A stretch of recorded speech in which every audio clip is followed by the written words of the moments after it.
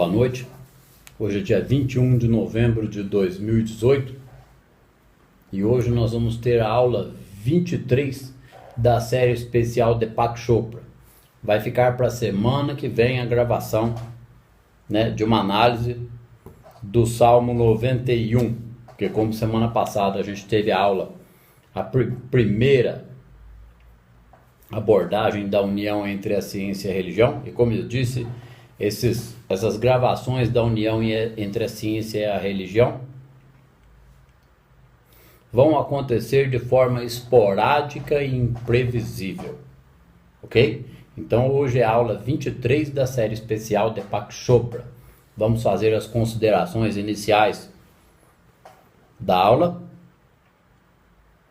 Depois dessas considerações nós vamos ler mais um trechinho importante da jornada espiritual de Joel Goldsmith, que é um incentivo que eu faço à audiência para que quem já está estudando qualquer livro de Joel, dá uma paradinha e leia a jornada espiritual de Joel.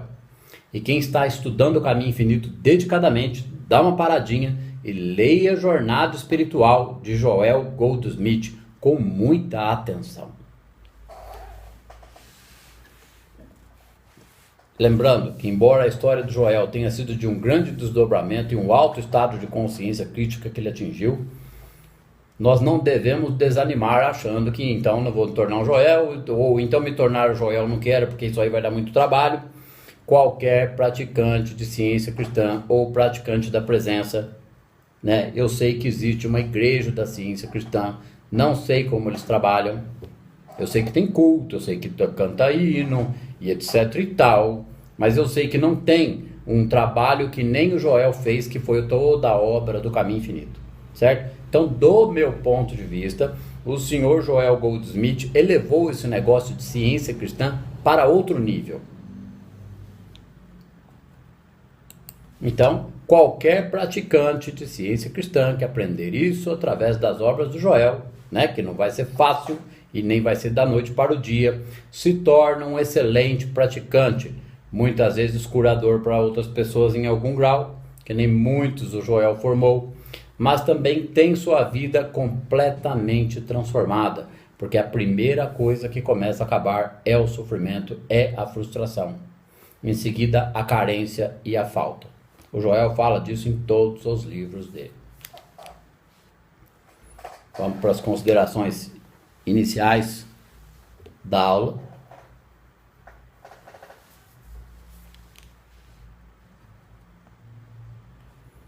Eu quero dizer que eu evito falar de política. O meu ponto de vista político ele é muito amplo para ser trazido para a aula. É um ponto de vista de individuação coletiva e não podemos projetar sombras sobre o passado, certo? Falamos disso nesse primeiro evento da união entre a ciência e a religião. Tem uma certa audiência que vem acompanhando as aulas, os vídeos do canal, perto da quantidade de gente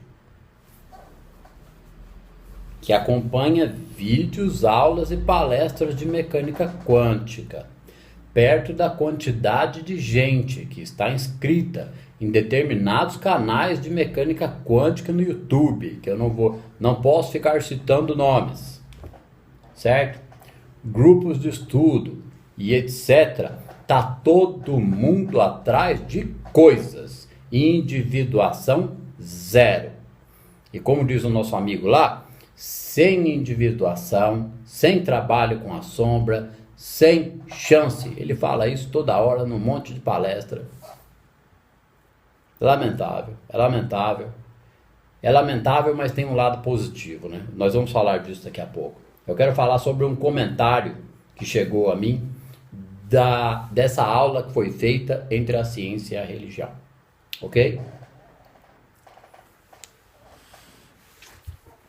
Me passaram o comentário, fizeram um comentário sobre o comentário.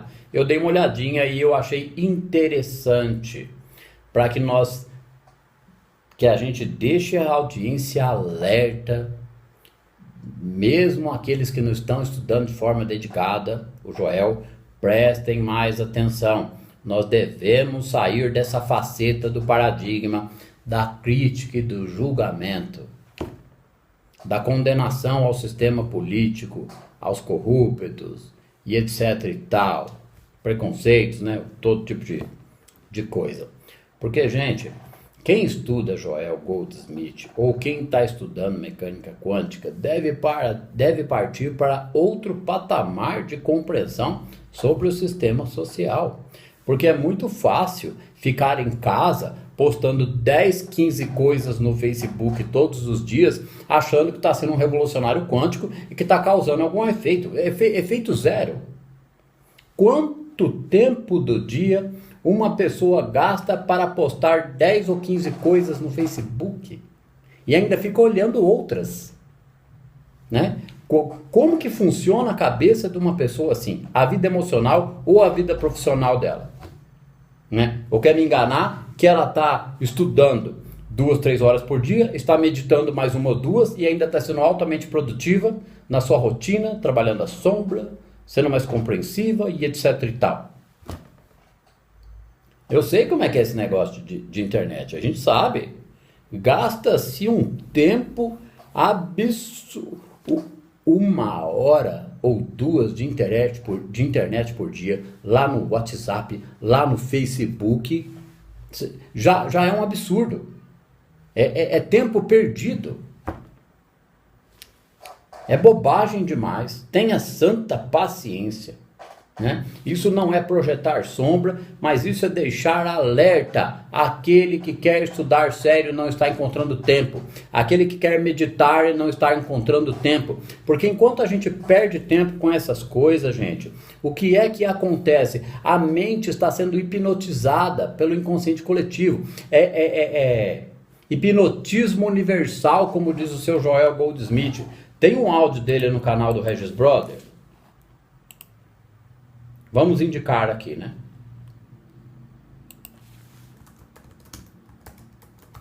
Que ele fala dessa situação. Eu acho que também não é um vídeo muito curto. Vamos ver.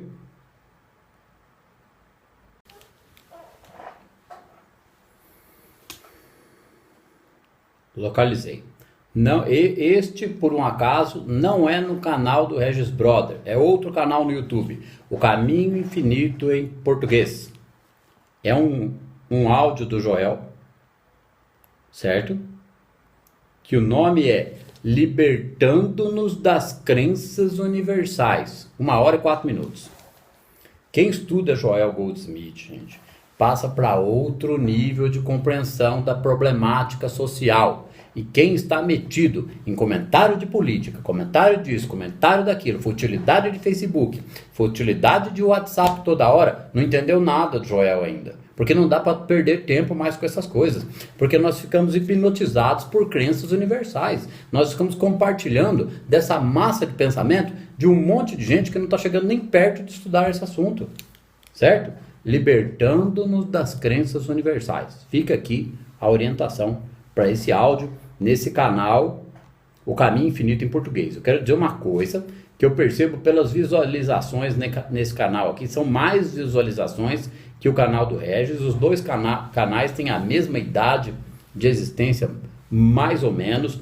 Gente, não adianta só escutar esses áudios para aprender Joel, certo? Os áudios são legais, são produtivos. Os áudios do canal do Regis é a voz original do Joel, que é um veludo, certo? Aqui são áudios mais compridos, nesse Caminho Infinito Português. No canal do Regis, são áudios mais específicos para determinadas situações. Então tem um monte de áudio picado lá, mais curtos, vários, trazendo ensinamentos. São trechos de aulas e palestras do Joel. Então os áudios são importantes, mas é sempre mais importante a leitura dedicada e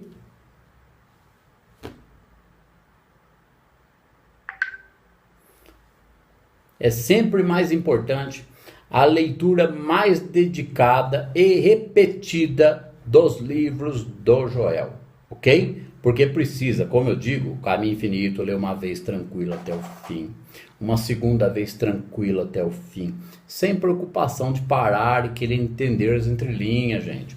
Numa terceira leitura, pode ler assim também, ou já pode vir sublinhando, ou vai começar a sublinhar numa quarta. Lê o caminho infinito, aí vai ler ou o Trovejar do Silêncio, ou a Cura pelo Espírito. Aí leu esses dois, fica nesses dois. Assim, é uma indicação que eu faço, mas não é uma coisa engessada. Cada um faz do jeito que achar melhor. Mas essa é a minha indicação. Estuda 3, 4 vezes o caminho infinito. Pô, gente, leva 15 dias para ler uma vez o caminho infinito. Estuda 3 ou 4 vezes a Cura pelo Espírito e o Trovejar do Silêncio. Não é engessado, cada um faz do jeito que quer, é só uma orientação. Depois vai no Praticando a Presença, lê 2. Se tiver gostoso, lê uma terceira, certo? Aí depois vai na onde? Volta no caminho infinito, lê mais 2. Aí depois eu vou para onde? Vai em qualquer um desses outros, ou vai lá no Arte de Meditar, certo? Porque quanto mais lê, mais acostuma a ler outro. E vai cada vez mais enriquecendo o intelecto, aprofundando a consciência, entendendo como trabalhar a sombra. É lógico, não é fácil, como não foi fácil para mim, não digo que seja fácil para ninguém. Precisa de dedicação, vontade.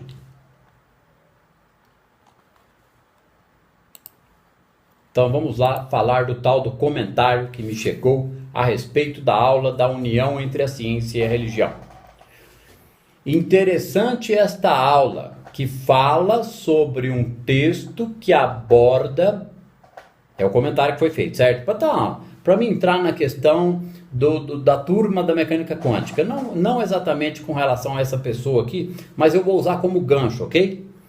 Muito interessante esta aula, que fala sobre um texto que aborda as questões da ciência e religião e também o cenário político brasileiro atual. O texto que, vamos deixar bem claro, o texto que foi abordado por um acaso fala do cenário político atual. Mas eu trouxe esse texto para a aula para ver o quanto tinha de sombra ali na situação, ok?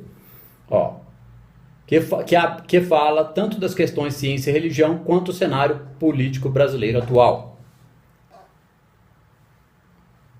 Muito se aborda sobre as ideias crísticas ou cristãs, sendo dadas como verdadeiras ou falsas. Primeiro, não nos preocupemos mais com ideias verdadeiras ou falsas sobre o cristianismo. Vamos estudar Joel.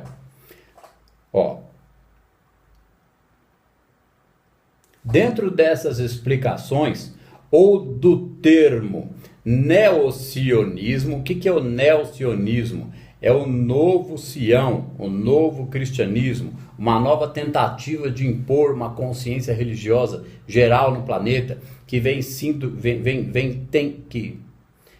sido aplicada, né, falada por políticos que são religiosos, que são evangélicos, que estão na bancada do Senado, as igrejas tentando ter uma atuação maior. Nada disso é negativo, gente. Por favor, nós não podemos mais ficar com preconceito, com julgamento, com crítica. Deixa a turma fazer do jeito que sabe, eles não sabem fazer de outro jeito. Então está dizendo aqui, e do termo neocionismo, é preciso que fiquemos atentos ao fato de que qualquer um desses segmentos possui limitações e interesses próprios. Nós não precisamos ficar atento que agora eu que estou dizendo, nós não precisamos ficar atentos, como foi dito aqui, que esses segmentos possuem limitações e interesses próprios. É lógico que eles possuem interesses próprios e limitações. Nós já sabemos disso. Só que ficar atento nos leva a uma perspectiva de reserva, de resguardo, de posicionamento, de observação quanto a uma possível crítica. Porque precisamos sair o quanto antes da crítica e de julgamento a essas coisas. É sabido para quem estuda que cristianismo é um termo inventado por homens posteriores a Jesus e que na prática pouco tem a ver com a mensagem dele, que não instituiu religião nenhuma. Realmente, ele não instituiu religião nenhuma. Todo mundo pegou o Cristo e virou bandeira. Cristo, uhul! Vamos levantar a bandeira do Cristo e vamos fazer o que nós quiser aqui. Certo? Mas existe sim, o termo cristianismo é ser cristão. E ser cristão é seguir o sermão da montanha. Que nem o senhor Joel Goldsmith fala lá na carta de Joel ao seu filho Sami, né? Quem simplesmente cumpre os 10 mandamentos não faz mais que sua obrigação. Devemos agora passar para um nível mais elevado, que é compreender o sermão da montanha. Todo o nosso objetivo é tornar de conhecimento geral a prática e a consciência da onipresença de Deus. Ele fala isso, o Joel fala isso na carta de Joel, seu filho Sami, tem áudio no YouTube. Um dia nós vamos fazer umas 2 ou 3 aulinhas abordando esse negocinho aí. Então aqui, ó, devemos ficar atentos para o fato de que qualquer uma desses segmentos possui limitações e interesses próprios. Se nós ficarmos atentos a isso, nós estamos nos predispondo a uma projeção de sombra. Nós não precisamos ficar atentos a isso. A gente aceita, reinterpreta, ok? E olha com carinho, sem crítica e sem julgamento. Não adianta a gente querer impor esse negócio de ciência cristã, mecânica quântica, prática da presença para a sociedade toda goela abaixo. Não é assim que faz isso. Né? Aí eu tive mais uma conversinha com a Samira. A Samira é quase minha assistente, né? Ela está fazendo um curso de psicanálise, ela está já indo para 9 meses de psicanálise da alma, avançou. Tem outros pacientes que avançaram tanto quanto ela, certo? Mas avançou bem no trabalho com a sombra. Chegou numa situação com muitos problemas, certo? Passou para outro nível de compreensão em sua vida. Uma pessoa receptiva, uma pessoa que tinha uma sombra enorme, um preparo. Ela teve o seu tempo do preparo, certo? Agora ela está colhendo os frutos. Criou o grupo de estudo, teve a coragem de criar um grupo de estudos do Joel em São Paulo. Não tem nem meia dúzia de pessoas, mas não interessa, esse trabalho é assim mesmo. Aí eu tive uma conversa com a Samira.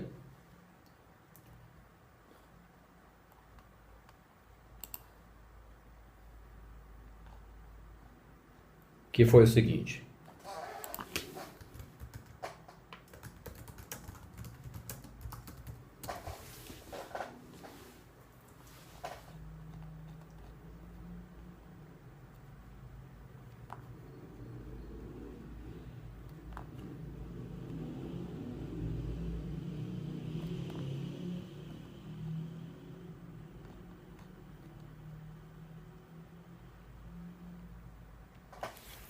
Compartilharam comigo um comentário que foi feito sobre a aula da união entre a ciência e a religião.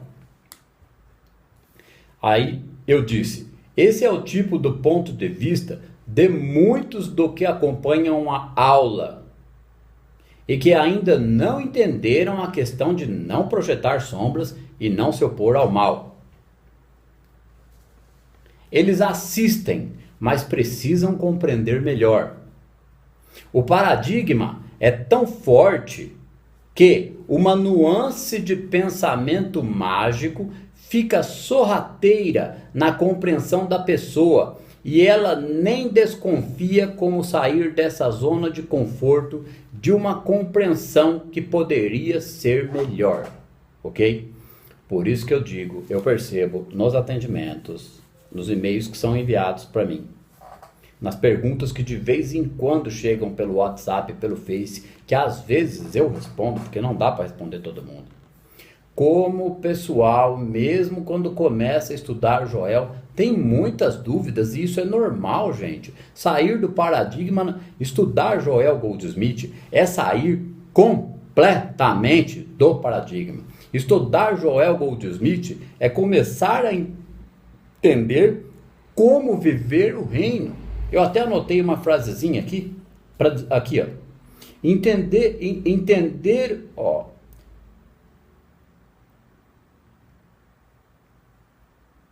Quando realmente, devemos entender o Joel. Quando entendemos o mínimo possível, porque às vezes tá lendo, tá estudando, não tá entendendo. Quando entendemos o mínimo possível, é como tirar o nariz para fora d'água para respirar. Ou seja, a pessoa lê, passa de um, passa para outro, não consegue aplicar, está metida nas críticas de política, está metida nisso, está metida naquilo, está preocupada, está lá postando 10 coisas por dia no Facebook, não entendeu nada ainda. Né? Então, quando nós realmente entendemos um pouquinho, Joel, o mínimo possível, é como tirar o nariz para fora d'água para respirar. É a quebra do paradigma. Eu fico atento a isso e sei que isso acontece mesmo, ou seja, com uma parte da audiência que assiste às aulas, acha legal, mas não está estudando como deveria, não está meditando como deveria, não encontra tempo, às vezes não sabe como, lê 10, lê 20 minutos, mas eu não posso mais, não tem importância, continua assim, porque se compreender o tempo aparece, porque a pessoa vai ter sede. Sabe quando lê um romance? Antigamente, quando a gente lia outros livros que não interessava muito, que a gente lê, que aquele negócio é legal e a gente vai até acabar, ou então quando a gente vê um filme legal, já está tarde, a gente não aguenta dormir, a gente vê o filme, tem 3 horas, a gente vai até o fim. Então, quando entende Joel é desse jeito, a gente arruma tempo, lê e estuda. Eu fico atento a isso e sei que isso acontece mesmo, embora trabalhemos para dar o melhor esclarecimento, muita gente tem uma compreensão rasa. Muita gente não se sintam julgados. Né? Que você que está assistindo essa aula, saiba que o comentário não é para você. Tá certo? Mas o pessoal geral da mecânica quântica, que está aí de milhares, dezenas de milhares, em vários canais no YouTube. Isso sem falar dos milhares de grupos de WhatsApp e estudo que devem haver pelo Brasil, certo? O pessoal está atrás de coisas e não está atrás do reino. E as coisas não vêm sem uma medida de reino, ok? Eu disse aqui, isso também acontecia com o Joel. Se não fosse assim, seria fácil. Se explicasse, as pessoas já entendessem, ia ser fácil. O próprio Joel via isso com muito desgosto, com muita tristeza, mas ele sabia que fazia parte. Os receptivos, os que entendiam, os que avançavam, era uma parte. Outra parte, na época dele, gente, outra parte saía até para montar grupos de estudo e misturava as coisas. Fazia miscelâneas com esoterismos e misticismos e misturava o assunto. Isso é um absurdo. Aqui, imagine, um comentário meu agora. Imagine que todo o povo do fanatismo quântico compreendesse apenas a entrada no processo de individuação e passasse a estudar seriamente o Joel. Porque quando a gente compreende apenas a entrada no processo de individuação, gente, continua levando vida normal, namora, passeia, trabalha, conversa com as pessoas. Só que o ponto de vista emocional da pessoa diante da vida muda completamente, certo? É lógico, a zona de conforto tem que ir a zero, ela tem que se dedicar ao estudo, à meditação, mudar, começar a renascer pelo Espírito por essa compreensão de não projetar sombras, de não criticar, de não julgar. Isso é um comentário básico, gente. E isso aqui não chega a ser nem um resumo. Isso aqui é uma frase que define o contexto geral. Não vos oponhais ao mal, mas as nuances. Quando vem para o atendimento, eu analiso questões, dúvidas, perguntas, e-mails, anamneses e dentro do atendimento, o que aparece de coisa onde as pessoas não percebem que elas estão se opondo ao mal, ou às vezes até percebem, mas não sabem como trabalhar, tá assim, tá assim. Agora, eu critico? Eu julgo? Não, eu acolho com toda tranquilidade, vou orientando, vou aparando as arestas, aprendo junto com os pacientes, ok? Cada paciente é um aprendizado, porque eu pratico isso todos os dias também. Faz 6 anos que eu estudo Joel. E a coisa para o paciente é o acolhimento, a psicanálise, a mecânica quântica, o trabalho com a sombra e o aprimoramento do estudo do Joel, certo? É isso que acontece. Aqui, ó. Imagine que todo o povo do fanatismo quântico compreendesse apenas a entrada no processo de individuação e passasse a estudar seriamente o Joel. Agora, eu estou inventando alguma coisa? Né? O palestrante mais conhecido do Brasil de mecânica quântica, a indicação mais contundente, o que significa a palavra contundente? A indicação mais proeminente, de maior peso, a indicação que mais deve ser levada em consideração, que esse palestrante faz, é sobre o senhor Joel Goldsmith. E passa batido? Não pode um negócio desse. Imagine que todo o povo do fanatismo quântico compreendesse apenas a entrada no processo de individuação e passasse a estudar seriamente o Joel. Porque se compreendesse a entrada no processo de individuação, não ia ver como é que eu resumo um negócio desse agora? Ia cair de pau no estudo do Joel. E aí eu continuo dizendo, ó, a minha conversa com a Samira. Isso seria um salto... Gente, presta atenção neste comentário. Isso, se o fanatismo quântico compreendesse a necessidade da individuação e passasse a estudar seriamente o Joel, ia acontecer isso aqui, ó.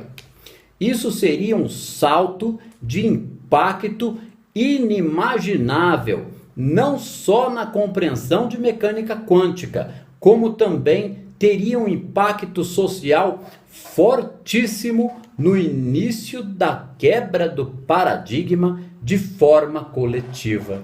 Não ia ser da noite para o dia, mas ia ter um impacto fortíssimo. Vou ler de novo. Isso seria um salto de um impacto inimaginável, não só na compreensão de mecânica quântica, como também seria um impacto social fortíssimo no início da quebra do paradigma de forma coletiva. Imagina, gente, o trabalho que o Joel fez nos 30 anos de trabalho dele pelo mundo, sendo que mais ou menos os últimos 15 foi viajando pelo mundo, dando aulas e palestras, enquanto ele respondia 100 cartas por dia, ok? Mais ou menos, todos os dias, à mão, tá certo? Se virava nos hotéis, as cartas se viravam para chegar até ele, a secretária dele dava um jeito, para as cartas chegarem no hotel onde ele estava, ele respondia 100 cartas por dia, despachava as cartas, dava as aulas, dava as palestras, meditava um monte de tempo no dia para as solicitações que eles eram feitas pelas cartas, pelos pacientes, pelos praticantes às vezes, né? Então ele ficou 15 anos nisso, expandindo, construindo esse trabalho do caminho infinito. Agora, imagina aqui no Brasil, que nós já temos a predestinação de ser a pátria do Evangelho, se o povo da mecânica quântica compreender a seriedade e a necessidade da individuação e passar a estudar seriamente o Joel. É isso que ia acontecer. Seria um salto de impacto inimaginável, não só na compreensão de mecânica quântica, como também teria um impacto social fortíssimo no início da quebra do paradigma de forma coletiva. Não no resto do mundo, não interessa. Interessa pra gente aqui no Brasil. Não estou menosprezando o resto do mundo, mas o impacto fora seria depois. Quantos brasileiros nós temos no exterior? Não é verdade? Eu tenho aí pelo menos uns 8 ou 9 pacientes de fora do Brasil. No momento, certo? Fora outros que já pediram anamnese, ainda não começaram, etc e tal. Então isso teria um impacto fortíssimo. Aí eu disse aqui, ó, vou até trazer esse comentário para a próxima aula. É lamentável. O que é lamentável? É lamentável, mas tem um ponto de vista positivo, né? É lamentável que essa massa de gente que está metido no fanatismo quântico ainda não tenha entendido esse processo. Porque parece que quando o professor fala isso, busca primeiro o reino, sem individuação, sem chance, tem que trabalhar, parece que fecha os ouvidos. Não, isso eu não quero, assim não, eu quero as coisas. Querer as coisas é colapsar a falta delas. Quem pensa dessa forma ainda não entendeu o colapso da função de onda.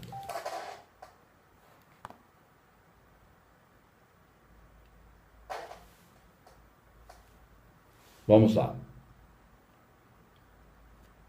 Aí nós conversamos um pouquinho sobre o contexto da aula da união entre a ciência e a religião, e eu disse para ela o seguinte, e já vou falar para vocês também, certo? Foi uma aula, aqui ó, sim, estou falando agora a conversa pulou para outra coisa, e nós estamos falando da aula da união entre a ciência e a religião, aula 1. Sim, a aula foi densa, o teto foi alto. Falarei na próxima aula que o objetivo dessa parte 1 da união entre ciência e religião foi deixar claro que enquanto estivermos culpando o sistema, estamos projetando sombras, e isso afeta drasticamente o início do processo de individuação pessoal. É preciso o povo da mecânica quântica largar mão de bobagens e procrastinações e iniciar o quanto antes e com dedicação e seriedade o processo de individuação. E para isso, eles têm que saber o que é individuação. Vou repetir de novo, rapidamente. Sim, a aula foi densa, a aula da União Ciência e Religião. A aula foi densa, o teto foi alto. Falarei na próxima aula que o objetivo dessa parte 1 da união entre ciência e religião foi deixar claro. O objetivo ali não foi dar uma aula para vocês aprenderem a trabalhar a sombra, gente. O objetivo ali foi falar do assunto união entre ciência e religião. Foi fazer um confronto amistoso e amigável de um debate aberto, científico e claro sobre individuação para o ponto de vista acadêmico da psicanálise e da psicologia. Certo? Precisa subir esse teto aí. Como o próprio autor disse naquele texto que nós abordamos, o livro mais polêmico do Jung foi o livro sobre Jó. Certo? O livro mais polêmico de toda a obra do Jung é o livro onde ele fala do Jó. Ó, a aula foi densa, né? O teto foi alto. Falarei na próxima aula que o objetivo dessa parte 1 foi deixar claro que enquanto estivermos culpando o sistema, estamos projetando sombras, e isso afeta drasticamente quem? O início do processo de individuação pessoal, individual. Ou seja, a pessoa que ainda estiver criticando o sistema e tal, e metendo ficha e descendo a borracha, está atrasando o próprio lado.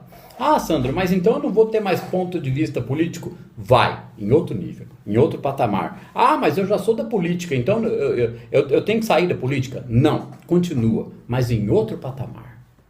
Sem projetar sombras, sem criticar. Gente, isso dá trabalho. A pessoa tem que virar do avesso, tem que mudar completamente o ponto de vista diante da vida. Ah, mas como? Tudo Joel. É preciso o povo da mecânica quântica largar mão de bobagens e procrastinações, iniciar o quanto antes e com dedicação e seriedade o processo de individuação. E para isso eles têm que saber o que é individuação. Gente, eu vou rasgar o verbo aqui agora um pouquinho. Individuação não é ir atrás de curso de prosperidade. Individuação não é ir atrás de curso de como manifestar Zolo não sei o quê. Certo?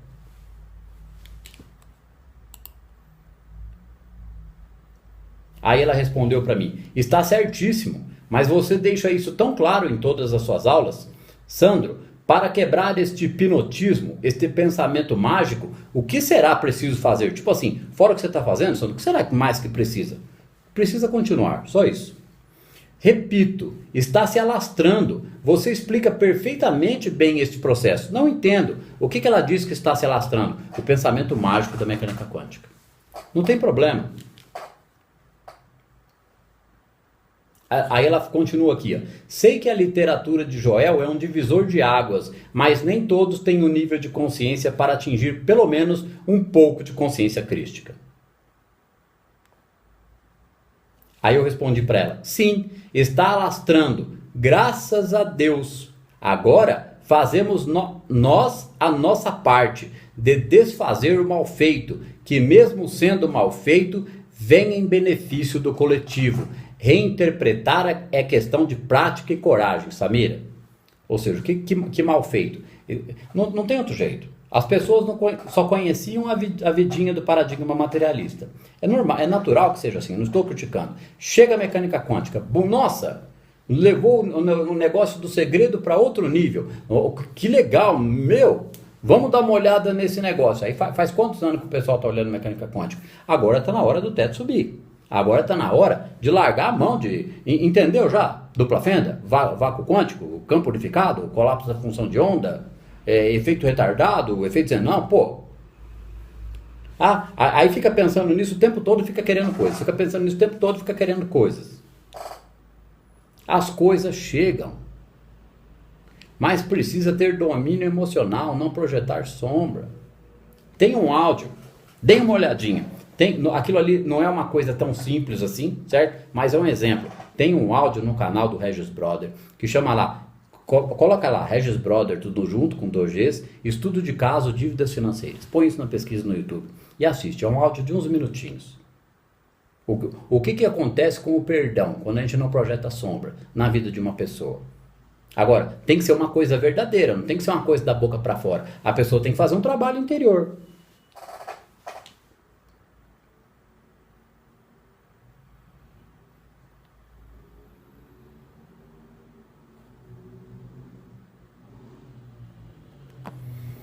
Agora, quero fazer um comentário aqui. Está se estendendo um pouquinho os comentários, mas não tem problema. Já que a gente vai para o Deepak Chopra. Um insight que me veio com relação outro dia eu estava conversando com uma paciente e eu disse isso a ela. Gente, a gente fica 9 meses no ventre materno, no silêncio e no escuro, na consciência mais pura que existe, na formação original do sistema nervoso, na percepção psíquica e emocional sendo estabelecida, construída, no silêncio e no escuro, desde o óvulo até o nascimento, 9 meses. Aí nós nascemos. Mesmo 1 ano, 2 anos de idade, a criancinha ainda está percebendo a harmonia da presença, certo? Então, ali ela começa a ter mais barulho, mas ela ainda não entende nada, não interpreta nada. Então a gente fica 9 meses no silêncio e no escuro, nasce sem entender nada e devagarzinho aprende o vocabulário, aprende a ter medo, aprende a ansiedade, aprende o paradigma, aprende as crenças limitantes, que é uma infinidade de coisas. Vamos resumir o assunto. E aí, 15 anos de idade, 30 anos de idade, 40 anos de idade, 50 anos de idade, não interessa quantos anos a pessoa tem, ela fica metida no paradigma, no sofrimento, na procrastinação, no ai meu Deus do céu, né? Acreditando que Deus está em algum lugar inacessível, que Ele ajuda quando pode, normalmente Ele não ajuda, e a vida é assim mesmo, e vamos lá que depois que morrer a gente vê como é que fica. Aqui é vida material, vida espiritual é a fumacinha do lado de lá. Paradigma materialista total, certo? Aí quando ela descobre que o poder da alma existe, mas não é para o ego, certo? Quando ela descobre que a onipresença de Deus pode ser praticada em suas emoções, que chama prática da presença, quando ela descobre, vamos tornar a coisa mais simples, quando ela descobre mecânica quântica, ela acha que aquilo vai virar varinha de condão para ela conseguir coisas. Gente, mais uma vez eu digo, consegue as coisas, mas tem que trabalhar a sombra. Consegue as coisas, mas tem que sair do paradigma materialista. Olha só esse comentário. Enquanto querer coisas está dentro do paradigma materialista. Porque quer coisas, não quer a experiência. Não é unificação? Não é co-criador consciente? O co-criador consciente é aquele que inicia o processo de individuação. Não é aquele que ilumina na totalidade, não. É aquele que inicia o processo de individuação. Ok? Ele já está se tornando co-criador consciente. Porque ele começa a entender a questão de eu e o Pai somos um. Vai ter uma aula da série especial de Deepak Chopra, que nós vamos chegar num comentário de uma das experiências do Joel, onde ele já era um co-criador, certo? E a ficha dele sobre ele não conhecer Deus caiu como uma bomba na cabeça dele. Aí dali pra frente a coisa foi de vento em popa. Vai chegar esse comentário, certo? porque, não sei, até o fim da série especial de Pak Chopra. Aí eu vou falar, lembra que eu avisei de um comentário bombástico? É hoje. Aí eu vou avisar, ok? Quando chegar essa aula. Então, a gestação, nós ficamos 9 meses no escuro e no silêncio. Aí a gente vive 30, 40, 50 anos de paradigma e quer quebrar o paradigma da noite para o dia só querendo as coisas? Precisa desenvolver a meditação, gente. Não tem jeito.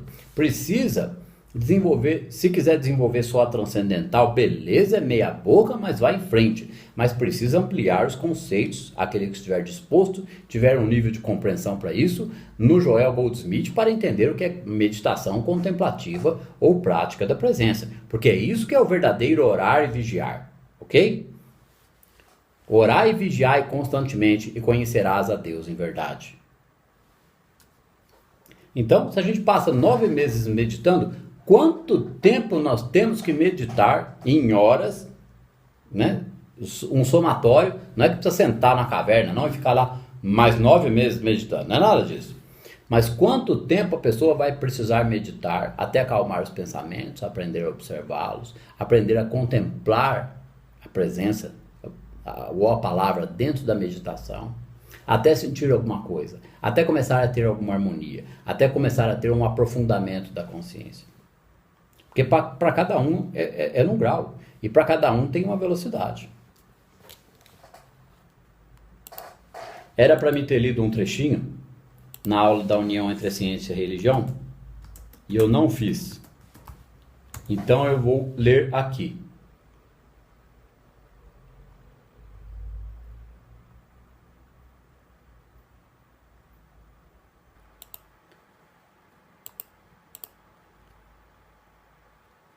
Então eu vou ler aqui, é o Eros, do Wikipédia.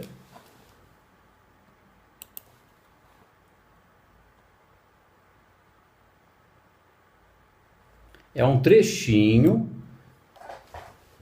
do texto do Wikipédia que fala do Eros, como na outra aula a gente falou. É mitologia analítica, tá, gente? Eros casou-se com Psique. Psique de psique, certo? A mente. Eros casou-se com Psique. Não é que ele casou com a mente, não. O nome da fêmea, no caso, era Psique. Era o nome dessa deusa, Psique. Eros casou-se com Psique. Eros era o macho, Psique era a fêmea. Com a condição de que ela nunca pudesse ver seu rosto, pois isso significaria perdê-lo. Mas Psique, induzida por suas invejosas irmãs, observava o rosto de Eros à noite sob a luz de uma vela. Isso aqui é mitologia analítica, gente. Isso aqui não é história, fato verídico. Não viaja. Encantada com a tamanha beleza do Deus, se distrai e deixa cair uma gota de cera sobre o peito do seu marido, que acorda, irritado com a traição de Psique. Eros abandona, ou seja, já que eu vou explicar, vamos continuar lendo. Eros a abandona. Esta, ficando perturbada, passa a vagar pelo mundo até se entregar à morte. Eros, que também sofria pela separação, implora para que Zeus é o Todo-Poderoso, tenha compaixão deles. Zeus o atende e Eros resgata sua esposa e passam a viver no Olimpo. Ou seja, por benevolência de Zeus, Eros consegue resgatar Psique. E eles passam a viver no Olimpo. Isso após ela tomar um pouco de ambrósia, que era uma fórmula mágica, tornando-a imortal. Com Psique teve Edonê, o prazer. Quem com Psique? O Eros, né, gente? Com Psique teve Edonê, o prazer. Então, o Eros com a Psique, depois desse casamento imortal, teve Edonê, o prazer. Vamos analisar essa mitologia analítica? Em seguida, a gente vai para o Chopra. Eros casou-se com Psique, com a condição de que ela nunca pudesse ver seu rosto. Ou seja, a parte erótica casou-se com a parte intelectual, com a parte da percepção mental, certo? Com a condição de que ela nunca pudesse ver seu rosto, pois isso significaria perdê-lo. Mas Psique, induzida por suas invejosas irmãs aqui é um fator desconsiderável, irrelevante, certo, gente? O fato é que ela observou o rosto de Eros. Observa o rosto de Eros à noite, sob a luz de uma vela. Ou seja, a Psique nunca poderia olhar para Eros. A parte erótica. A parte psíquica não poderia olhar para a parte erótica. Aí quando ela olha, ela fica encantada com a beleza desse Deus, do erotismo, da sensualidade, do sexo.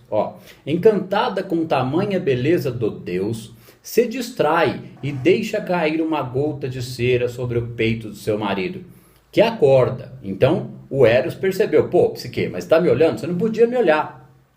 Irritado com a traição de Psique, ou seja, a parte erótica se irritou com a admiração que a parte psíquica tinha, estava tendo sobre ele, ok? Ficando seduzida, era como se não pudesse, como se fosse proibido, porque aquilo poderia trazer conflito, né? É conflito de sexualidade, a parte psíquica com conflito por causa do belo, do erótico, porque leva para o pecado e etc e tal. Eros a abandona, ou seja, a parte erótica abandona a psique quando ela fica seduzida pela parte erótica. Porque aí, aqui está falando de um conflito entre esses sentimentos. De um conflito. Porque a psique, se ela não estiver bem trabalhada, ela vai ficar tão seduzida pela parte erótica que aquilo pode virar uma armadilha, uma zona de conforto, ou o único prazer da vida, aonde o ser humano ali se frustra. Muitas vezes ele fica tão preso nisso que ele bloqueia a entrada num relacionamento onde ele vai ter a sexualidade, mas num nível mais alto. Por quê? Porque fica dependente da sexualidade, né? Quanta gente não vive esse complexo? A psique, ficando perturbada, porque o Eros abandonou, passa a vagar pelo mundo até se entregar à morte. Ou seja, a parte psíquica, se ela não entra em acordo, se ela não entra em harmonia com a parte erótica, com a parte erótica, a parte psíquica adoece, gente. Certo? A parte erótica existe para fazer complemento da parte psíquica. Então isso tem que ser equalizado na pessoa. Porque não se diz que os grandes autores, os grandes cientistas, os grandes gênios da humanidade tinham uma libido exacerbada, gostavam do negócio? Isso é normal, não tem que ter problema. Quando tem problema tem que tratar, tem que resolver a questão. A libido tem que ser canalizada para a produtividade, a criatividade, a expansão da psique, ok? Para que em algum momento a parte erótica ocorra de forma natural, de forma fluida, tranquila, sem culpas e sem complexos. O assunto é polêmico, né? Pouquíssimas vezes nós tocamos nesse assunto na aula. Eu acho que uma ou duas. Eros, que também sofria ficando perturbada, a psique, passa a vagar pelo mundo até se entregar à morte. Depressão. Eros, que também sofria pela separação, certo? Porque a parte erótica, sem a parte do raciocínio, sem a parte do enriquecimento intelectual, também leva a um certo vazio existencial. Ok, gente? Leva à mediocridade. Eros, que também sofria pela separação, implora para que Zeus tenha compaixão deles. Zeus o atende. E Eros resgata sua esposa e passam a viver no Olimpo. Agora, como um não poderia olhar para o outro, porque essa que era a regra mitológica, certo? Isso após ela tomar um pouco de ambrósia, tornando-a imortal. Quem que falou isso? Foi Zeus. Zeus falou assim, olha, se a psique não for imortal, ela vai estar sempre em conflito com você, Eros. Ela vai ter... O que nós vamos fazer? Dá ambrósia para ela, porque ela vai ter que ter imortalidade. Para ela se sentir tranquila. Para perceber que ela é eterna e harmoniosa. E conviver sem conflito com você, Eros. Ok? Isso após ela... Vamos lá de novo nesse último trecho. Eros, que também sofria pela separação, implora para que Zeus tenha compaixão deles. Zeus o atende e Eros resgata sua esposa e passam a viver no Olimpo. Isso após ela tomar um pouco de ambrósia, que é uma fórmula da imortalidade, tornando-a imortal. Ponto. Com Psique, teve Edonê, o prazer. Então não havia mais conflito entre Eros e a Psique, né? Entre a parte erótica e a psique. Então o que aconteceu? Aí nasce o prazer da vida, nasce o prazer do amor, nasce o prazer da satisfação. Porque para unificar também precisa dessa parte equalizada, gente. Precisa estar no amor, precisa estar com alguém que gosta, que ama, precisa haver similaridade de gosto. O teto tem que estar mais ou menos ali. Por isso que tantas relações dão errado. Por isso que existe o arquétipo invisível, problema de relacionamento, frustração amorosa. Porque se a pessoa passar a buscar um enriquecimento intelectual, ela vai resolver o seu conflito emocional de carência, não vai temer isso e vai atrair a pessoa ideal. Beleza? Só uma. Não é nada como se eu fosse um expert no assunto, não. Uma interpretação, uma análise simples sobre isso daqui. Eu vou fazer o seguinte hoje. Os comentários iniciais se estenderam por demais. Hoje nós não teremos uma leitura de um trechinho da Jornada Espiritual de Joel. Vai ficar para outra aula, ok? Depois, que semana que vem é Salmo 91, para outra, a gente vai voltar num trecho da jornada que eu intitulei aquele trecho de As Sombras de Joel, ok? Então vamos agora para a sexta lei das 7 leis espirituais do sucesso, a lei do desprendimento. Essa série está caminhando para a reta final, certo? Continuaremos analisando com o que for de melhor para trazer comentários gerais sobre esse livro, As 7 Leis Espirituais do Sucesso. Quem estiver estudando esse livro, legal, eu acho que 1, 2 leituras é o suficiente, com acompanhamento das aulas, mas não vai adiantar estudar esse livro 10 vezes. Pode ficar com muito paradigma e com muita questão emocional embolada. Precisa estudar Joel.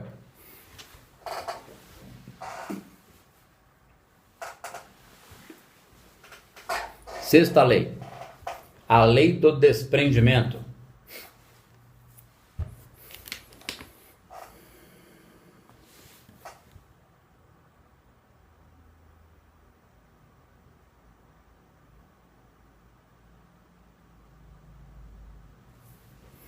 No desprendimento se revela o conhecimento da incerteza. Eu já enxergo essa frase aqui como uma paulada, né? No desprendimento se revela o conhecimento da incerteza. No conhecimento da incerteza se revela a libertação do passado, do conhecido, da prisão da circunstância do passado. E pela nossa vontade de entrar no desconhecido, no campo de todas as possibilidades, entregamo-nos ao espírito criativo que orquestra a dança do universo. Repetindo, início da aula de Deepak Chopra, sexta lei do desprendimento, né? Estamos começando hoje essa sexta lei. No desprendimento se revela o conhecimento da incerteza. Então, se desprender das preocupações, se desprender dos medos, das ansiedades e das dúvidas, se desprender dos conceitos, das crenças limitantes, revela o conhecimento da incerteza. O conhecimento da incerteza é uma percepção da presença. O conhecimento da incerteza não é que a coisa vai ser incerta, duvidosa e pode não dar certo.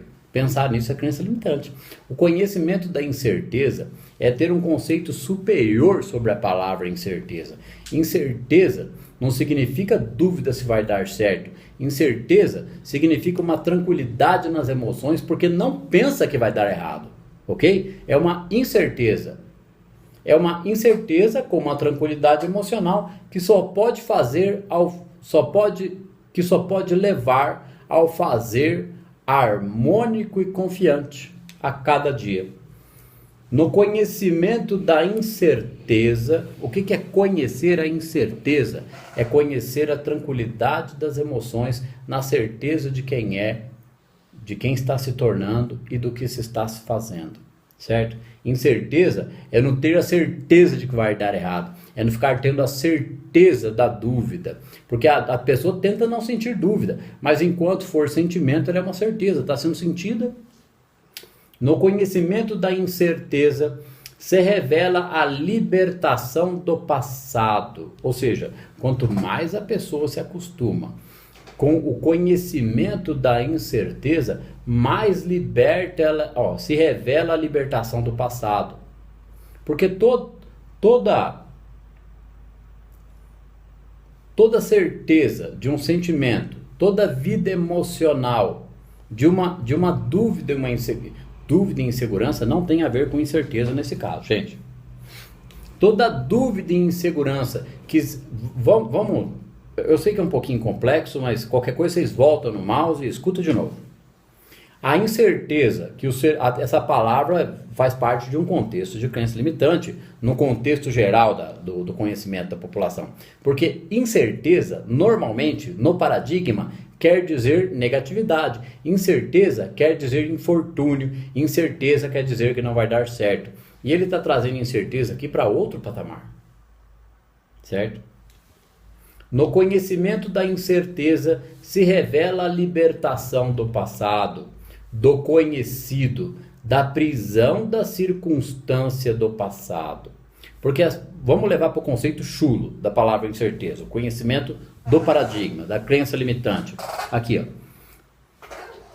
Da prisão da circunstância do passado. Como o passado, por mais que a vida da pessoa não tenha sido tão desgraçada assim, mas foi com problemas, foi com limitações, com dificuldade de ganhar dinheiro, com relacionamentos que deram errado, com coisas desagradáveis, com algumas raivas, com algumas frustrações, com crítica, com insegurança sobre a política, sobre a corrupção, com medo da criminalidade, com medo de doença e etc e tal, acreditando no Deus Papai Noel.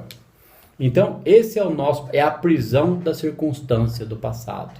Então, quem está na prisão da circunstância do passado, porque esse é o cineminha que fica girando na cabeça da pessoa, quando ela ouve a palavra incerteza, para ela é o bicho papão, certo? Então, voltando aqui à frase, já que nós explicamos a parte crença limitante da palavra incerteza. No desprendimento se revela o conhecimento da incerteza. No conhecimento da incerteza, no desprendimento se revela o conhecimento da incerteza. Então nós temos que aprender a nos desprender. Não tem como nós nos desprendermos se não aprendermos a confiar cada vez mais no todo ou Deus. Porque se eu e o Pai somos um e a consciência é uma só, a minha consciência tem que estar tranquila para que ela cause colapso da função de onda de harmonia, gente, que vem de dentro, a harmonia estabelecida internamente, primeiro. No desprendimento se revela o conhecimento da incerteza. Quanto mais desprendida a pessoa é, mais revelado é para ela o conhecimento da incerteza. A incerteza que liberta, ok? Aí agora ele diz, no conhecimento da incerteza, quando passa a conhecer a incerteza, se revela a libertação do passado, do conhecido, da prisão da circunstância do passado. O que é quando ele fala do conhecido? Porque a única coisa que foi conhecida pela pessoa até aquele momento foi o paradigma.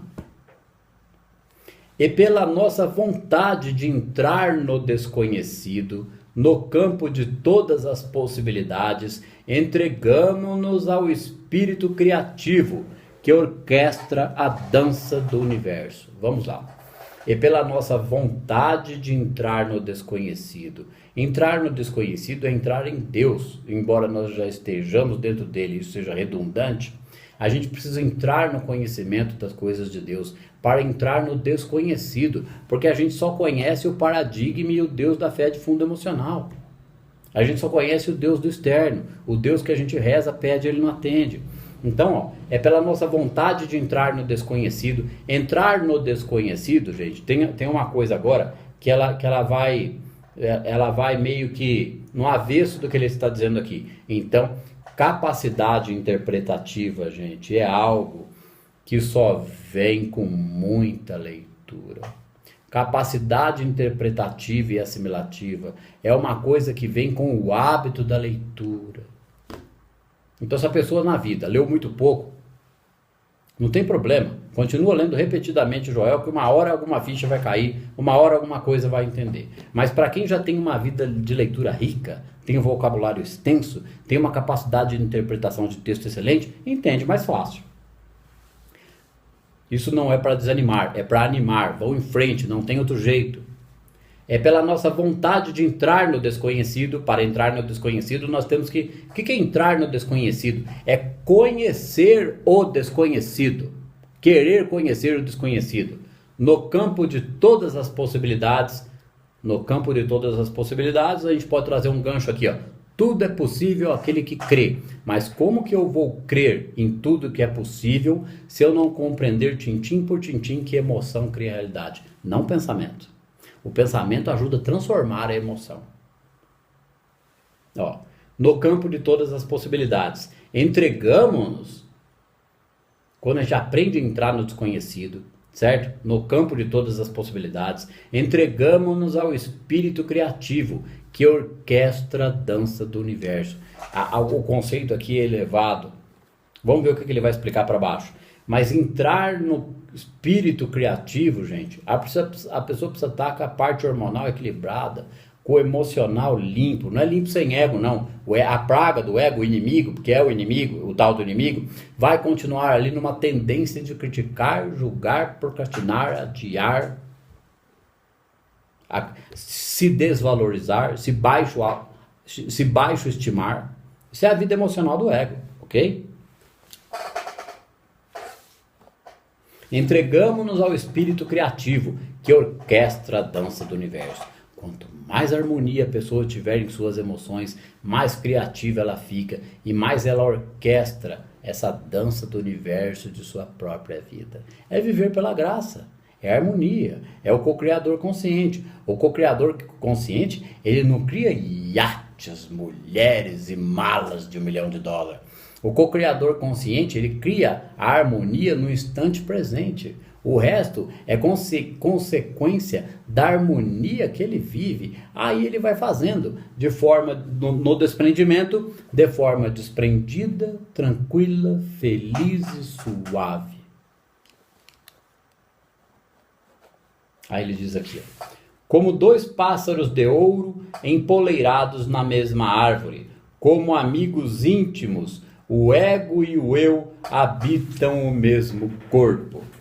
Ou seja, vamos continuar. O primeiro come os frutos doces e amargos da árvore da vida, enquanto o último observa com desprendimento. Como 2 pássaros de ouro empoleirados na mesma árvore, 2 pássaros de ouro. O ego também é um pássaro de ouro. A hora que ele for superego. Como 2 pássaros de ouro empoleirados na mesma árvore, lado a lado, amiguinhos. Como amigos íntimos, o ego e o eu habitam o mesmo corpo. O eu aqui é eu com E maiúsculo. Esse eu é a centelha, é a presença em nós, é o campo unificado fazendo parte da pessoa que a gente é. É a nossa própria consciência, ok? O ego e o eu habitam o mesmo corpo. Aqui deveria estar superego, mas como é um livro para a população em geral, não tem como ficar lançando termos técnicos, por isso que não está. O primeiro come os frutos doces e amargos. Quem? O ego, que eu estou falando aqui, que é o superego. O superego come os frutos doces e os amargos, sem reclamar, sem chiar, sem fazer birra. Cada fruto amargo que ele come é uma oportunidade de reinterpretar as aparências. Como já foi dito, é o atrito. entre a falta, entre o problema, a pedra de tropeço, a negatividade, a sombra com a nossa vontade de melhorar, é esse atrito. Quando ele é reinterpretado, quando ele é assimilado, quando a sombra é integrada e não a gente projetar sombra, é esse atrito que leva à expansão de consciência. Porque o indivíduo é obrigado a reinterpretar para não projetar. Aquele trecho que eu falei do Joel, que é interessantíssimo, faz menção a isso. O Joel teve um salto de consciência porque ele foi obrigado a reinterpretar uma situação dificílima. Em vez de reagir, ele reinterpretou. Aquilo elevou mais ainda a consciência dele. E aí ele colapsou, uma situação tremenda. Ó, o primeiro come os frutos doces e amargos da árvore da vida, enquanto o último observa com desprendimento. Quem que é o último que observa com desprendimento? O Pai em nós, com calma, com tranquilidade. Mundaka Upanishad, né? É um termo, se eu não me engano, do sânscrito. A sexta lei espiritual do sucesso, o que é Mundaka Upanishad? Deve ser esse fato, né, de que o primeiro come os frutos doces e amargos da árvore da vida, enquanto o último observa com desprendimento. Essa arte, né, que o Joel chama de a arte de viver pelo Espírito. A sexta lei espiritual, continuando, do sucesso, consiste na lei do desprendimento. O que ele está dizendo aqui? Que a sexta lei espiritual do sucesso é a lei do desprendimento. A lei do desprendimento a lei do desprendimento nos diz que para adquirirmos qualquer coisa no universo físico, a lei do desprendimento nos diz que para adquirirmos qualquer coisa no universo físico, temos de renunciar à nossa ligação a ela. Então, o povão do pensamento mágico, certo? O fanatismo quântico, que graças a Deus existe, graças a Deus mesmo. No começo até eu fiz parte disso, mesmo sendo psicanalista. Quando eu fui vendo que a coisa não era bem assim, eu falei, peraí, tem coisa errada nessa história. E isso aqui é o fio da meada por onde eu vou puxar esse rolo desse barbante infinito. Ok? Foi quando eu já tinha umas questões de uma vida toda sobre fé do grão da mostarda, tudo é possível aquele que crê, e as frases do Cristo, mecânica quântica meio que está explicando isso aí. Vamos lá, cadê o negócio? Joel. A sexta lei espiritual do sucesso consiste na lei do desprendimento. A lei do desprendimento nos diz que para adquirirmos coisa no universo físico, temos de renunciar à nossa ligação a ela. Isto não significa que desistamos da intenção de criar o desejo. Não devemos desistir da intenção, nem devemos desistir do desejo, que é o que eu sempre digo. É normal e saudável querer ter uma vida próspera, ter uma vida melhor e ter coisas. Só que quem sofre pelas coisas não vive o reino, vive o inferno. Nem devemos desistir do desejo. Devemos desistir da nossa ligação ao resultado. Ansiedade, efeitos e não. Essa atitude é muito poderosa.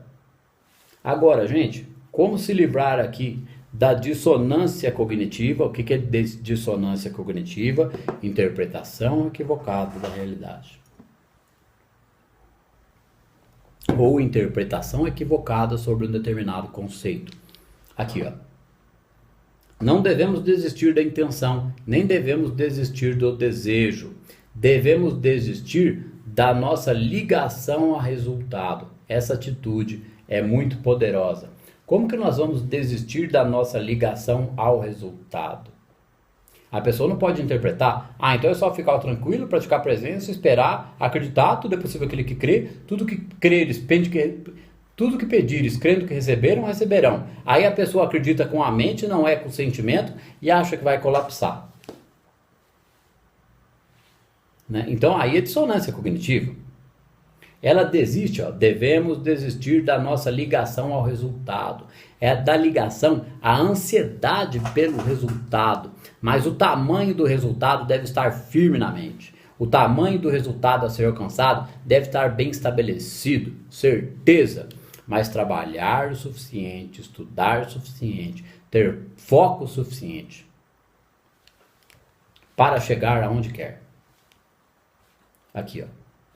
Fazendo mais uma menção, aquele trecho da historinha que eu vou contar do Joel, que é quando ele muda de... Tá lá, vocês querem uma palhinha? É página 18, 19 e 20 da Jornada Espiritual do Joel. Tá lá, já entreguei o ouro, certo? Só que eu vou fazer um comentário sobre aquilo mais pra frente. O que aconteceu ali quando Joel permaneceu firme na verdade? Foi ali que começou esse ministério mundial do caminho infinito. Aqui, ó. No momento que renunciamos, devemos desistir da nossa ligação ao resultado. Desistir da ligação ao resultado não é desistir do seguir fazendo, construindo, com dedicação, com coragem, com fé, com determinação. Como diz o Mário Sérgio Cortella, de vez em quando eu gosto de lembrar, ganância é querer tudo a qualquer custo, e ambição é querer mais e melhor. Então qual é a primeira ambição que nós devemos ter no momento? A ambição pelo reino, pela harmonia nas nossas emoções. O resto, a gente leva uma vida normal e vai vendo que é possível fazer com dedicação, com cuidado, com harmonia, sem preguiça, sem covardia. Essa atitude é muito poderosa. No momento em que renunciamos à ligação ao resultado, porque senão a pessoa sofre pelo resultado final, porque há uma distância entre o ponto inicial e o resultado final. Então ela acha possível, aí impossível, aí não faz nada, ou faz muito pouco, e aí não anda um passo. No momento em que renunciamos à ligação ao resultado, combinando ao mesmo tempo intenção dirigida e desprendimento, teremos aquilo que desejamos. Porque a intenção dirigida é uma intenção que está sendo dirigida. A pessoa está indo, não tem como não chegar. Tudo o que quisermos pode adquirir-se através do desprendimento, já que este se baseia na fé inquestionável, no poder do nosso verdadeiro eu. Gente, por favor, tudo o que quisermos pode adquirir-se através do desprendimento, já que este se baseia na fé inquestionável, no poder do nosso verdadeiro eu. Primeira coisa que a gente tem que querer é felicidade, harmonia, tranquilidade. É começar a entender esse negócio de consciência do Cristo em nós, ok? E coisas, porque esse livro do Deepak é 7 Leis Espirituais do Sucesso. Sucesso é coisa, sucesso é conforto, sucesso é casa, carro, apartamento. Como é que vai conseguir essas coisas? A pessoa, nesse desprendimento dessa intenção dirigida, ela vai conquistar uma coisa, depois ela vai conquistar outra, depois ela vai conquistar outra, e depois ela vai conquistar outra. Porque se ela ficar na cabeça dela com 10 apartamentos, 5 carros, 3 casas na praia, né? Mas eu quero viajar pelo mundo todo. Nossa, mas eu quero ajudar tanto, eu quero ter tanto dinheiro para ajudar tanta gente, né? E eu quero ter empresas. Qual é o pensamento que está ocupando a cabeça dessa pessoa? Só isso. Então ela está na fantasia, não realiza nada nunca. Então a gente vai conquistando coisas de acordo com a capacidade individual de cada um, de acordo com o nível intelectual e de ação de cada um, certo? O praticante da presença, o Joel fala disso lá na jornada, ele fala disso em outros livros. O praticante da presença, ele pode ser homem de negócios, ele pode ser médico, ele pode ser engenheiro, ele pode ser uma pessoa de qualquer área, pode ser o tiozinho do cachorro-quente, não importa, certo? Porque como ele é um praticante da presença, em vez dele ser um tiozinho do cachorro-quente que vende 50 cachorro-quente por dia, ele vai ter 50 carrinhos de cachorro-quente dali a algum tempo. Porque acontece pela graça, porque tem harmonia, tem foco, não duvida. Só estudando Joel para vocês entenderem a situação dessa.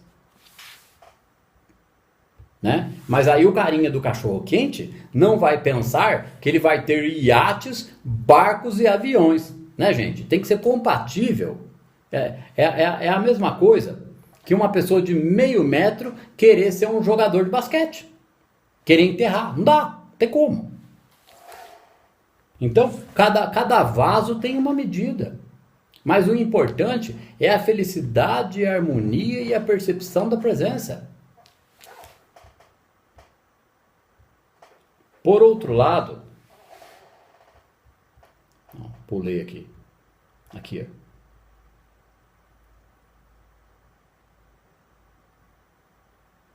Tudo o que quisermos pode adquirir-se através do desprendimento, já que este se baseia na fé inquestionável, no poder do nosso verdadeiro eu.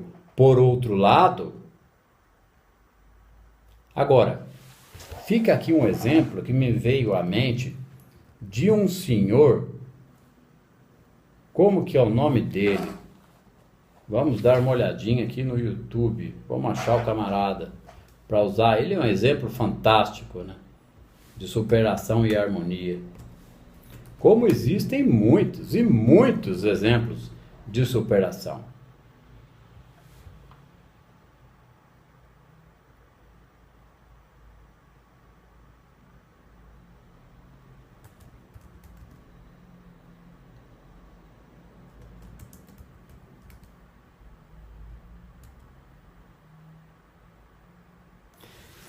Senhor Geraldo Rufino, o ex-catador de latinhas que hoje fatura 50 milhões por ano. Serve de exemplo? E aí? Então, um cara que não era nem o cara...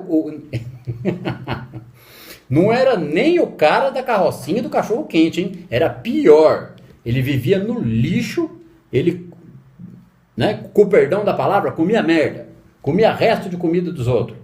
Né? Ele diz que quando achava um doce, qualquer coisa no lixo, podre e sujo, era um banquete. Ele achava aquilo lindo, achava aquilo feliz. Pesquisem a história desse camarada, Geraldo Rufino. É um exemplo.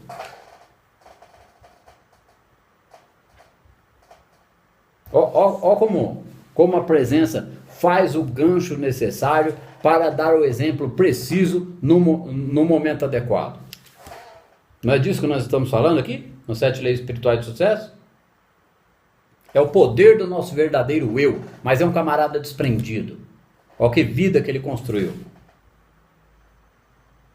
E quem que é o camarada preso, o prendido? O prendido é aquele que julga, que critica, que procrastina, certo? Que fica preso no passado, que fica no Facebook, no WhatsApp o dia inteiro.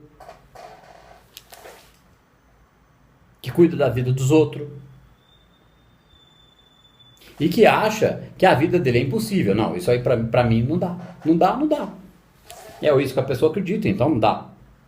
Não significa que todo mundo precisa ter 50 milhões. Significa que todo mundo precisa ser feliz e se autorrealizar na vida. E com presença, e com a prática da presença, com presença de Deus na vida da pessoa, que nem o Joel falou.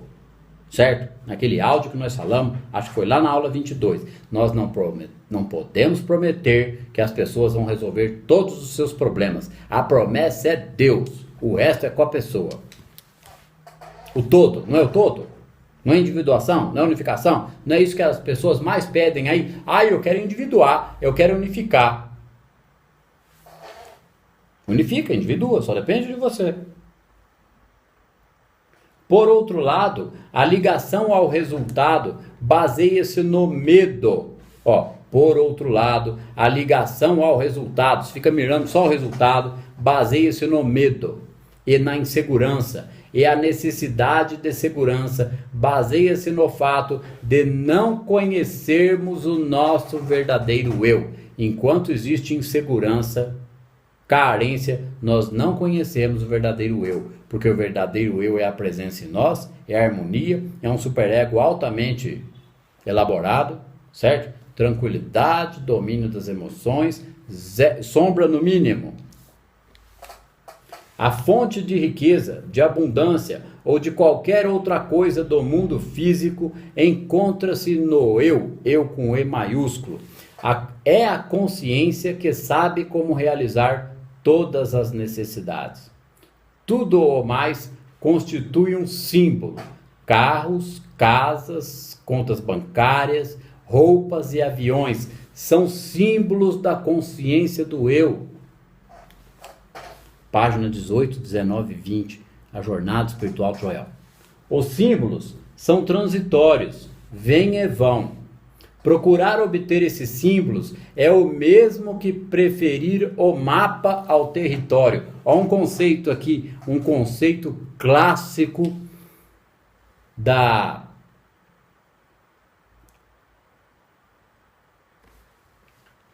PNL, Programação Neurolinguística, certo? Ó, procurar obter símbolos, procurar obter os símbolos é o mesmo que preferir o mapa ao território. Porque quem é o território?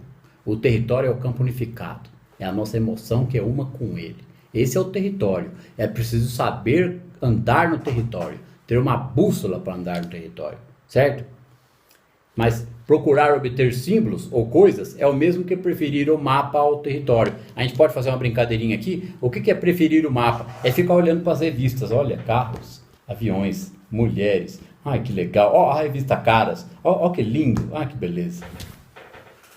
A ligação ao resultado. Aqui, ó. Procurar obter esses símbolos é o mesmo que preferir o mapa ao território. Gente, tem que aprender a tatear o território, certo? Provoca ansiedade. Ou seja, esse modelo emocional provoca ansiedade. De ficar querendo o mapa. Provoca ansiedade. Acaba por nos fazer sentir ocos e vazios por dentro, porque estamos a trocar o nosso eu, que é eu com E maiúsculo, o nosso eu pelos símbolos do nosso eu, que os símbolos do nosso eu são as coisas, ok?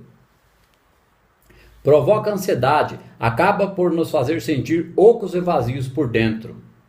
Então, o que a gente faz quando a gente se sente oco e vazio por dentro? Fala da vida dos outros, procrastina, adia, cai de boca na zona de conforto, fica na mediocridade, fica no WhatsApp, fica no Facebook. Aí tem que se contentar com isso. Então aqui, ó, procurar obter esses símbolos é o mesmo que preferir o mapa ao território. Gente, o que é preferir o mapa? As pessoas acham que precisam de um mapa para chegar no território. Olha que gancho ótimo que eu peguei agora. No geral, a grande massa que está estudando, não estou criticando todas as pessoas, ok, gente? Mas a massa que estuda mecânica quântica está atrás do mapa. Eles estão andando pelo mapa, porque eles querem as coisas. E eles não sabem o que é o território. Então, o que é o mapa? O que é o conceito do mapa? O mapa é que eles acham que se eles seguirem um mapa de conseguirem coisas, é a BMW, é o helicóptero, é não sei o que, é mais não sei o que, é coisas, né? Bens materiais, que seriam os acréscimos para quem vive o reino. São os acréscimos para quem é co-criador consciente. Ok? São os acréscimos para quem... Essas coisas são os símbolos, não é verdade? Não foi isso que nós acabamos de dizer? São símbolos do eu. O eu, que eu? O eu sou, a consciência do Cristo, o co-criador consciente. As coisas são os símbolos do eu, para aquele que não fica preso ao resultado. Vamos lá. Para aquele que já saiu completamente da insegurança e do medo.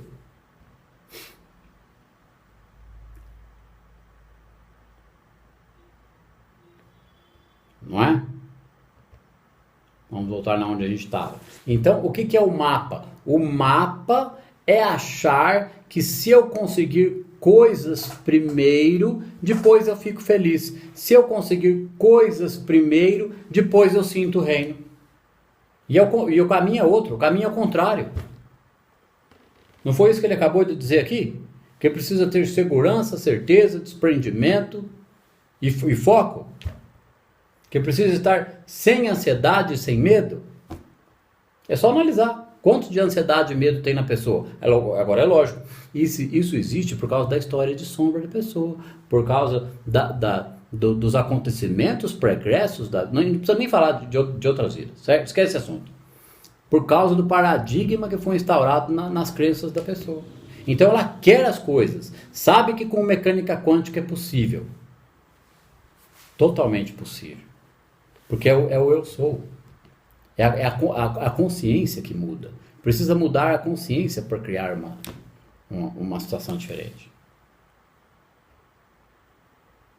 Então, depois dessa, aqui, onde eu estou explicando que o mapa e as pessoas acharem que primeiro precisam das coisas para depois chegar ao reino, é andar na contramão de ré e com os olhos vendados.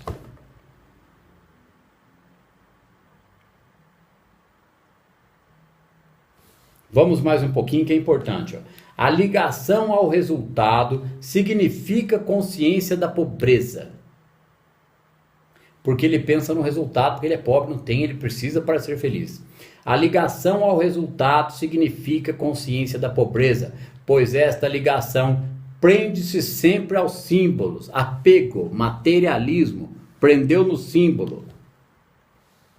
O desprendimento significa a consciência da riqueza, pois ele nos traz a liberdade para criar. Só com um envolvimento desprendido você pode obter alegria e prazer. Só assim obtemos os símbolos do eu, os símbolos da riqueza, com espontaneidade, sem esforço. Sem o desprendimento, tornamo-nos prisioneiros de necessidades mundanas, desesperadas e impossíveis, preocupações triviais, desespero passivo e tristeza, marcas distintas de uma existência cotidiana, medíocre e da consciência da pobreza. Palavras do seu Deepak Chopra.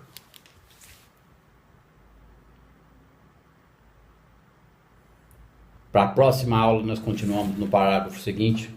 Então, enquanto a gente estiver descendo a lenha na política, metendo o pau nos outros, preocupado demais com isso, postando vídeo disso e vídeo daquilo de política, e preocupado, não, mas a culpa é deles. Não, a culpa é do povo. Cada povo tem um governo que merece. Mas eu faço o que? Eu vivo nesse povo aqui? Não interessa. Aprenda a viver pela graça, se isente do karma coletivo. Certo? Desperte a tua consciência para a harmonia em tuas emoções, para o descobrimento do poder da onipresença de Deus. Porque não importa se você vai ter ou não vai ter coisas, a primeira coisa que vai acontecer é um despertar da consciência, um domínio das emoções, um equilíbrio. Isso não é fácil, não acontece da noite para o dia e dá trabalho. Página 18, 19 e 20 da Jornada Espiritual de Joel. Lembrando que ali ele já era um co-criador. Ele teve mais um grau de consciência da presença. Vejam o que aconteceu ali. Mais uma coisinha que ficou de fora. Me lembrei agora, abri aqui para gravar mais um trechinho. Uma pessoa fez um comentário. Uma pessoa que acompanha as aulas fez um comentário no YouTube sobre a questão da sombra com relação ao racismo, né? E como nós estamos por esses dias da consciência negra, eu quero prestar a minha homenagem a essa faceta da raça humana corajosa, certo? Que são os negros, né? Eu já cheguei a brincar, e eu estou falando sério, vocês acreditem ou não, até os 15 anos de idade eu era racista. Porque eu aprendi isso com alguns adultos ao meu redor. Ok? Quando eu fiz 16 anos de idade, eu falei, mas peraí, tem alguma coisa, que absurdo que é esse? Acabou na mesma hora. Subiu, a consciência despertou ali para aquele absurdo, para aquele comportamento ridículo que eu tinha. Uma das sombras do meu passado, certo? E aí, conforme eu fui crescendo, pegando gosto pelo estudo, pela leitura, pela compreensão geral do sofrimento humano, Teve vezes que eu pensei o seguinte de mim mesmo: eu sou branco, mas eu tenho uma alma negra. Não negra por causa não negra por causa da sombra do meu passado, não. Porque somos todos iguais, gente. Certo? Os negros são uma raça corajosa. Mas enquanto nós não pararmos de falar de racismo, o racismo não acaba, gente. Ó, uma pessoa falou pra mim, fez um apontamento aqui no último vídeo gravado, que foi a união entre a ciência e a religião. A senhorita Sueli Neves dos Santos. Parabéns pela pergunta, Sueli. Ela disse aqui, ó: hoje, 20/11, é um dia destinado à consciência negra. Me veio uma inquietação e por isso terei que trabalhar, pois isso está dentro de mim. Estou pensando e refletindo sobre a sua fala. Não podemos mais criticar o passado. Devemos ter um novo olhar sobre o contexto presente.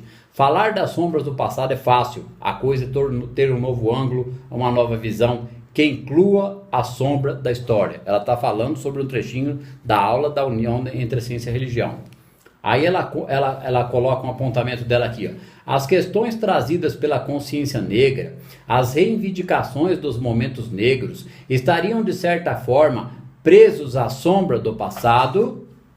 Pergunta dela. Delegando ao paradigma vigente o preconceito, a discriminação, a injustiça e a falta de oportunidade e reparação? Como dar uma nova visão a essa sombra da história que até hoje vem projetando outras sombras na sociedade, no consciente coletivo? A pergunta que ela faz: como tratar essa sombra do racismo? Fica aqui o meu apontamento de um vidinho no YouTube de 1 minuto e 25. Acho que eu vou até jogar depois no fim dessa aula. Morgan Freeman e o racismo. Eu adoro o Morgan Freeman, né? Morgan Freeman e o racismo. Consciência negra. Eu não vou nem tecer comentários a respeito disso. Eu vou jogar esse vidinho no fim dessa aula. Ok? O meu ponto de vista é o mesmo.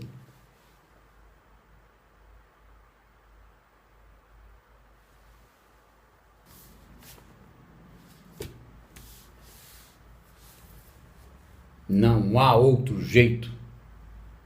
E a escolha é sua.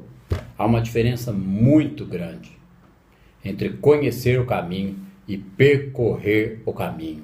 É necessário percorrer o caminho. E para percorrer o caminho é preciso individuar. É preciso conhecer a Deus em verdade. Boa noite. Até a próxima.